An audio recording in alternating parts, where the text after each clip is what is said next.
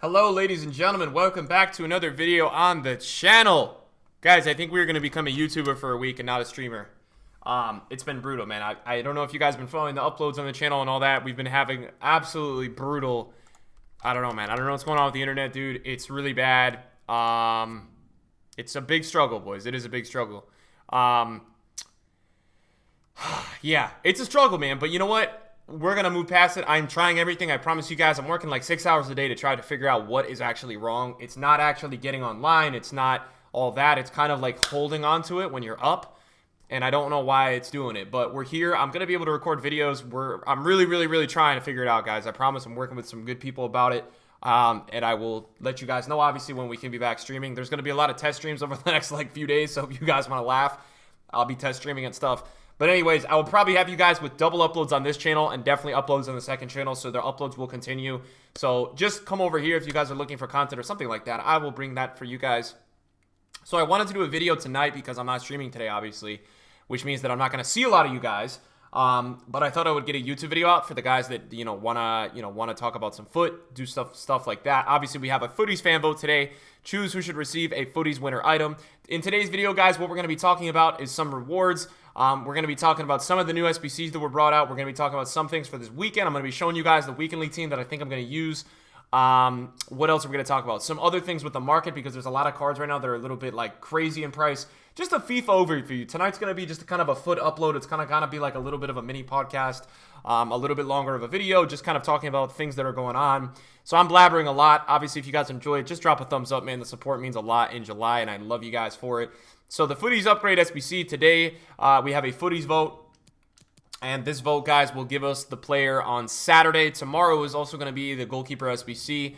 So this vote right here, guys, is going to be... what did they actually label the vote? I don't even know. But we've got a center back, a right back, and a Milinkovic-Savic. Now, all of this is interesting, right? Because Manolas is at a transferred club. So with that Manolas, you're going to actually have a Napoli center back. And that's interesting to me because it offers you a lot more links, because Roma is not as meta anymore in foot. Napoli is a lot more. You've got the likes of Koulibaly there. You've got a lot of other players, that Fabian team of the season. You've got a lot of players. Guys, for me, I'm going to vote for Kyle Walker, and here's why. I think Kyle Walker's Footies card will be the best right back in foot, up there with Dumfries and DaCosta. And I think for me, I have Kevin De Bruyne team of the year in my team, and I would love to start him, but at times I can't really start him. So I'm going to select Kyle Walker because this weekend I want this card into my team, pending my internet will allow me to play Weekend League. This is the team, and I wanted to talk to you guys about it. This is the team that I really want to use. I want to go back to that Rio Ferdinand. I was able to pick up a fresh one today for 735K. I got that Van der Sar back. I can't believe it, dude. I paid 910K for a Van der Sar. Can you guys believe that? I don't even know. 910K I paid, but he's almost max price again. Militao with Tellez, and this would be the in-game, right? We would start probably 4-5-1. I picked up a Team of the Year Messi. I put that in the rewards video this morning, so we've got him in the squad. We'll have Kevin De Bruyne. A lot of these players in my team beat bad gameplay, and they just kind of are players that are really good. I'm going to get to try this Team of the Year Conte as well. I'm kind of looking for a deal on him all day. The only thing about this team that I'm a little worried about is that Conte is a tad undersized for that CDM position as a single CDM. Other than that, it should be amazing. That Kyle Walker will obviously be like a 90. I don't know, like a 92 or 93. He'll be very high rated. So that will be something to look forward to. And then we continue up top with the Neymar Mbappe tandem, the very overpowered tandem up top. They are very good together. The Moments Hullet is the player that I love. And then the center back should be great. I know Cannavaro might take a seat this weekend, but we're going to see how Ferdinand compares to Cannavaro for me. I'm excited to try that out. So that is going to be pretty cool, right? Other than that, other things on foot that we should discuss today. The market is going crazy. In my Team of the Season pack, I know a lot of you guys were asking me on the rewards video this morning, Nick, I can't see your pack. It was because it was behind all those two-player packs. We packed Fernandinho, Ederson, and Mancini, I think his name is. So that all together, guys, that's going to bring us about 650,000 coins off of our rewards today, which are very good. I was very happy with that. That's actually a very good Team of the Season pack. So we brought all those coins into the club, and we were able to grab some extra change through those. Now, I bought a Moments Hullet, not a Moments Hullet, a normal Hullet yesterday for 3.3, thinking that would go really high today. I'm going to have to wait till Friday night to sell that. And then we've just kind of got some other icons, guys, that I'm trading with, some other icons that, we're kind of moving around, moving in and out. And that's where we're at right now, man. I'm in no rush to sell any cards. And then we made an investment, guys. We picked up like some of these Man of the Match cards, things like that. And those are doing pretty well. they're up like 5 to 10K a pop. It really depends on the player. I also bought, like, today for rewards, guys, I bought a ton of these, like, team of the season players. I don't even know. I just bought a bunch of these team of the season players to test out to see if we would make some coins. Zapata, not so much. Bernardo Silva is, I think, over 300. Now, any of you guys that have cards or you're looking to sell cards or things like that, right? Your best sell time, in my opinion, is going to be tomorrow night late. It just seems to be like Friday night is always just the best time to sell. So just keep that in mind as you guys are, opening rewards, whether you invested in players, things like that, right? Your best time to sell is going to be late night tomorrow. So whatever price something's at late night tomorrow, you go ahead and you take the coins, man. Because what's going to happen today is that a lot of these cards are going to get flooded onto the market with the rewards, but then they're going to stop getting packed, right? And the second that any of these cards stop getting packed, obviously Cuadrado is a player that's out of packs. He's slowly rising already. We got a few of him at 40K, which is a great pickup. That is an L. Don't look at that. But what I was saying before, guys, was like, see, Munir is already 30K. The more times that these team of the season don't get packed, because these are not in packs outside of rewards, the more those are going to start to go up. So you'll see those start to rise probably overnight tonight, in my opinion. Now, in terms of SBCs today, what did EA bring us? Obviously, we have that flashback Firmino, which you guys should have completed if you haven't already. I'm not completing him because I already have him. I think there's another Footies Voting Day SBC. This one will give you a 45K pack. Probably costs little to nothing. And then we also got a... what else did we get? I got to do crouch on my account. We got a flashback Dani Alves. So this is a very usable card. It's probably not as usable as it used to be, but it's still a very usable card. It's a Brazilian player, a Team of the Week player, 83 rated, 65 chemistry, 11 players in the squad. So this is a affordable SBC, and I'll tell you this right now. From scratch, this is probably like 40,000 coins. But what I would say is that this is a very good SBC from EA's, from EA and our point of view, I think everybody's point of view, because it's a card that you can use in that position, but also you have all these upgrade SBCs around that card right now that are going to allow that card to be very cheap. It's not even going to be an 83 rated. It's going to be way cheaper than that, guys, because you've got so many other cards around that card, or so many other SBCs that you can put into that squad requirement to not even spend 83 rated. So that is a big win in my part. I also wanted to spend today's video talking about FIFA 20 gameplay. I know that there's a pitch notes that I want to go over with you guys, because I would have done it on stream today, and I kind of want to use this video to kind of talk about things that I would have talked about on stream today. If you guys kind of catch that vibe, you know what I'm saying? Like talking about stuff that we were going to go over today, but unfortunately weren't able to. So I think the pitch notes are interesting. I watched the trailer. I know you guys have been asking me, Nick, if you watched the trailer. I watched it. I'm a little nervous. I'm not... here's the thing, guys. Look, I know a lot of you guys have been saying, yo, what do you think about it? And I am from the standpoint, guys, that I am used to now seeing so much of EA say something's coming, something's going to be good, something's going to be great, and it's not great. Now, by the way, for anybody that has, like, this dealing with the OCD, I'm putting in rares because I just don't care. So don't take it like I'm just putting in rares to kind of piss you guys off. It's not the case. All right, I'm just putting in rares because I don't even know, I don't even know what else to put in. Okay, so just, it's all good, boys.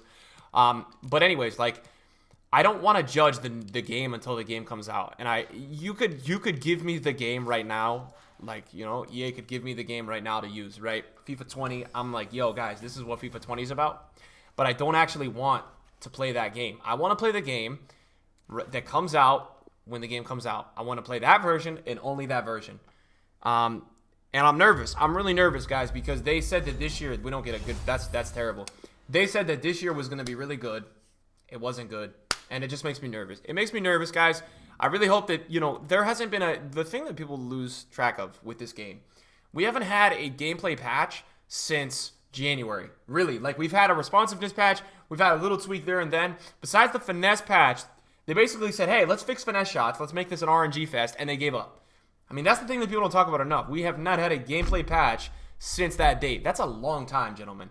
That's a very long time. So, just want you guys to understand that. It's been a long time, and I am hoping that they use that time to make the next year's game better. Maybe they saw that everybody was already so hooked on this year's game, that they didn't have to necessarily make, I don't know, another game. I don't really know, guys, but I am just praying.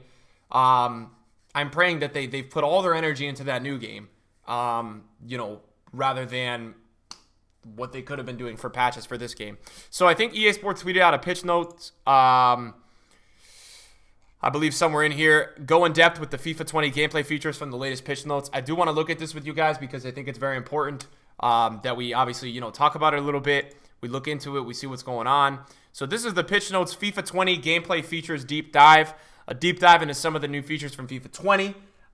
These are some of the things that EA has talked about. Hey, FIFA fans, we are here today to share a deeper dive into some of the announced and a few unannounced features that we're bringing into FIFA 20's FIFA 20's gameplay. These new features build upon FIFA's and community feedback and aim to bring more realism, intelligence, and emotion to the game. Keep in mind that we're here to share intended behavior, okay? So 1v1s, right? One of the main aspects of FIFA 20 gameplay that we want to emphasize is within one-on-one situations. In real-life football, some of the most exciting moments derive from these type of situations, and we want to shine a spotlight on them. Due to the re-architecture of our positioning system, players should find themselves in one-on-one battles all over the pitch more often in FIFA 20. Both the dribbler and the defender will have more time and space to read the play and show their skills than ever before, be it a winger trying to break through the defense or a holding midfielder closing down a deadly striker. These are some of the moments that can define the advantage in a balanced match. So, yeah, this is obviously really good to see, guys. Obviously, a lot of us have played this year's game, and right now it is more efficient to shoot a first-time shot outside the box than to score a 1v1, which is crazy. I mean, it's crazy that that is what the game we're playing, but it is, right? It's the reality we play the game where you have to run plays like basketball games, like isolations and plays to go get players into first-time shots because when you get into box situations or one-on-one situations, things don't go in. If you guys don't believe me or you guys disagree with me, please watch the live pro events. That's all they do. They shoot first-time shots and they do scoop-ups, right? So that is a very good thing. Due to the re-architecture of our positioning system, players should find themselves in one-on-one battles all over the pitch more often in FIFA 20. Both the dribbler and defender will have more time and space to read the play and show their skills than ever before, be it a winger trying to break through defense or a holding midfielder closing down a deadly striker. These are some moments that can define the advantage in a balanced match. Hopefully this will kind of get rid of anybody who's an AI defender, a one-depth defender, something like that. Additionally, our goal for FIFA 20, by the way, this is a little crab walk animation. Now, this is something that I don't know how I feel about this from FIFA 17. I would much rather the drag back than the croqueta meta, but it looks like it looks pretty overpowered to me. Additionally, our goal for FIFA 20 is to provide gameplay that allows you to read and predict rather than a game where you only react to your opponent. Strategy and overall understanding of football are key. So that's look, they're telling us everything we want to hear. To create these moments, the team focused on our four main aspects: spacing, movement, game flows, and tools. Spacing and movement, the team made a big restructure of AI positioning, emphasizing user-controlled actions. Players on the pitch should behave more realistically than ever, keeping the space and reacting with the urgency needed for each situation. To improve unnecessary player movements and hectic feeling of the game, players will now try to keep their formation and position, anticipating the opponent's next move instead of just going towards them. At the same time, players will still make runs and offer support when the opportunity arises. That's good news, right? That is really good news. I love to hear that the AI is being nerfed. I hope the blocks don't happen. I think the biggest complaint that a lot of us have from this year is those like crazy blocks, man. There's all those like blocks where you shoot a shot, the guy's not even defending, and his like Desai makes some like crazy lunge tackle that he would never be able to do even if he was manual defending. So game flow, the focus was on building a slower and more composed game off the ball while keeping it very responsive and agile on the ball. Players will have more time to read situations and plan their next steps, putting emphasis on more tactical defending, but at the same time, players will be more responsive and faster than before, allowing for explosive runs and breakaways. I like that. Tools. Achieving a one-on-one situation was the first step. The next step was to provide both sides with the tools to resolve these plays. Some of the new tools are new strafe dribbling, control tackling, agile jockey system. This is all really good. I like all this. I think that, if you here's the thing, you can make a skill gap. Instead of doing croquetas and tornadoes and scoop-ups, you could make a skill gap with passing, right? Passing can be a skill gap. If you can't pass the ball in FIFA, you can't think ahead or make key passes without, and then you don't have AI interference, that can be a skill gap rather than the one we have, right? So that's all good news there. Decisive moments. I'm hoping they don't put too much emphasis on this, like maybe not letting the game feel natural and just making sure everything's a one-on-one. So let's hope that that's a thing. One of the big improvements was to make the game more responsive than ever before. We created a new system that provides players with the ability to perform last-second button input changes in certain situations during passing, shooting, and trapping, where in previous years those inputs would have been too late to impact your players. FIFA 20 allows for increased fidelity with the controller in response to user reactions. That's very good. This will be fantastic if the servers are good. If the servers are good, this is a good look. I really like what I'm reading there.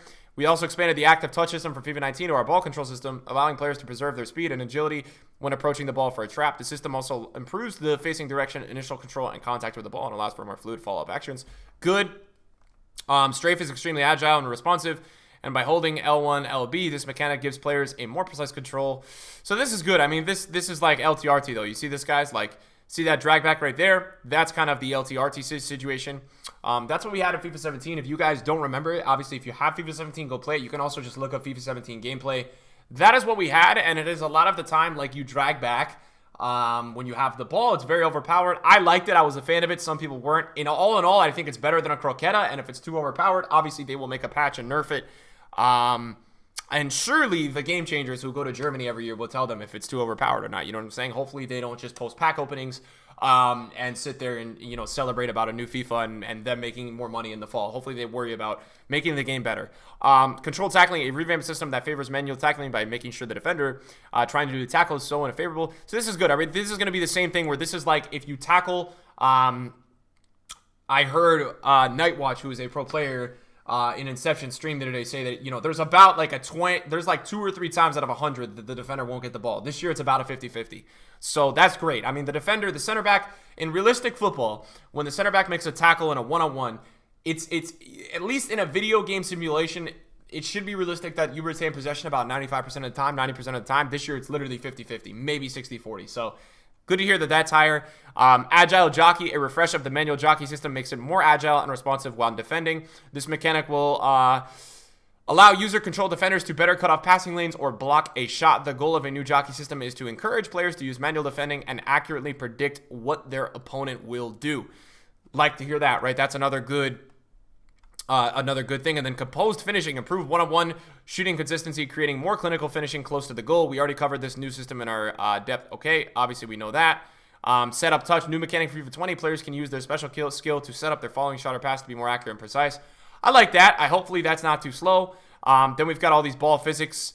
I don't really care too much about set pieces that much. Other improvements, in addition to what was covered above, there are numerous other improvements made to FIFA 20 gameplay. I mean, guys, you got to understand, bro.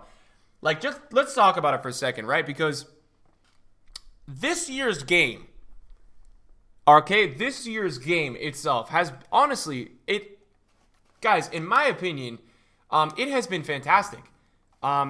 Outside of the gameplay. That's it. The only thing for me this year that has been bad is the gameplay and the moments. The moment situation as well was bad. Like, that was really bad. But the actual content this year has gone from 0 to 100. Now, team of the season was a little bit of a letdown to some of us at times, right? I get that. But, like, in general, the content this year was killer. So if they can just focus on making a game that is actually playable, because this year's game is just not fun to play. It's a chore. It's an absolute chore. And FIFA should be a fun game to play every year. You should look forward to, you know, going on, playing FIFA, even playing your friends, man. Like, the thing is, bro, nobody even wants to. Back in the day, or just in general, I remember wanting to play Ultimate Team because you would want to play with your friends.